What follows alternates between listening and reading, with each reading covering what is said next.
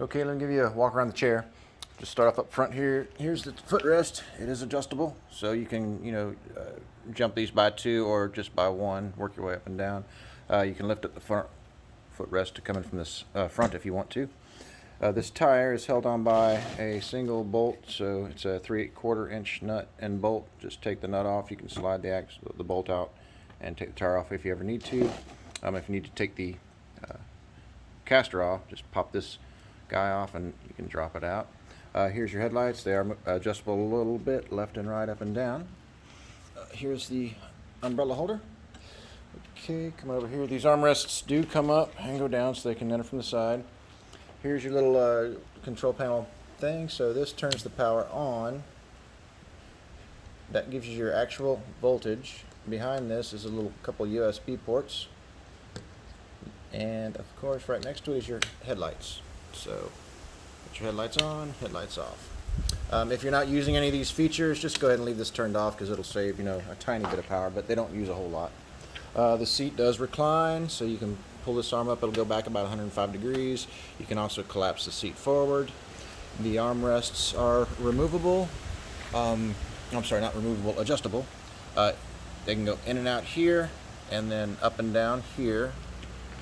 Sadly, on this one, you cannot swap left to right, right to left, because this is hard mounted onto the left-hand side. So if you get a left-hand driver, he's probably just going to have to do it right-handed. Let's see, if you ever need to change the tires, there's going to be a single nut in there. It's a 11/16. You can unscrew that nut and this entire wheel will pop off. I will be putting a little cap over this though, so you won't be able to see that. But if you need to remove this tire for any reason, don't mess with these 4 bolts. Take that nut off and the whole assembly will slide out. If you need to change the wheel, then that is when you need to take these 4 bolts off, and then this plastic rim will separate, and you can stick another one of these tires back in and then do just the reverse to put it back together. If you just like a regular wheelchair, if something happens and it just breaks down, you can't do anything, you can disengage here. So just roll those both forward and now it becomes a push chair. This is a little storage rack, and another little storage rack under there. You can pull this out if you want to, like you can remove it if you want to, but that's just in case you would need to get to the batteries or anything. Let me see, right here. Here is your joystick, very simple joystick. You have your power and the battery gauge here, but of course you have a much more accurate one over there. And then this is your speed. So that's the slowest, that's the fastest. This thing is turned up to full power, so on full power it's going to go, but so just know that, and make sure that people, if they're not very comfortable with it, leave it turned down a little bit. The cool thing with this, I'm sorry, let's see. Drink holder right here, pops down, throw a little something in there. Close that back up. If you want to remove the joystick, you can. Just pinch here and pull. Comes right out. Loosen this nut, and now slide your arm out.